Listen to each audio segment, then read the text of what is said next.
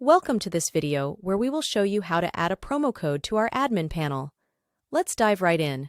Click on the Settings option first. Next, proceed to the Promo Code section. You will notice that no promo code has been added yet, so let's add one by clicking on the Add button. This will present a range of fields for defining the promo code. The first thing we need to do is assign a name to our new promo code. Let's call it New101. We then select the type of promo, which can be a flat discount or a percentage discount. We will choose the percentage type for this demonstration. This promo will be applied to the total invoice price as a percentage. Next, input the discount value. We'll set ours at 10%. We also need to define how many times this promo code can be used. We will set the usage limit at 10. This means 10 customers can benefit from this promo code. Following this, specify the country where this promo code will be available. For this example, we'll choose the United States of America. You can also limit the promo code to certain cities. Let's choose California. Customers from California can view and apply this promo code. Remember, multiple cities can be selected if needed. Now, select when the promo code will become active.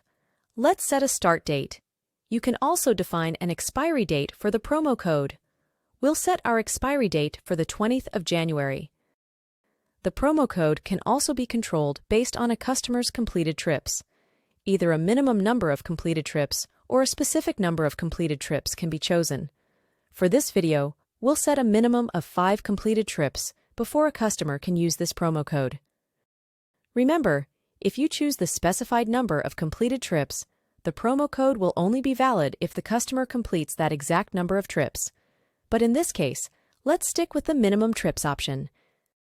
Finally, add a brief description of the promo code. Promo for new customers seems fitting. Once all the details have been verified, click on the Submit button.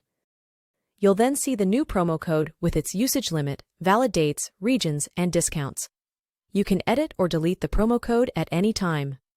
To do this, press the relevant button. But for now, we won't delete it. So let's click on the Submit button to finalize our new promo code.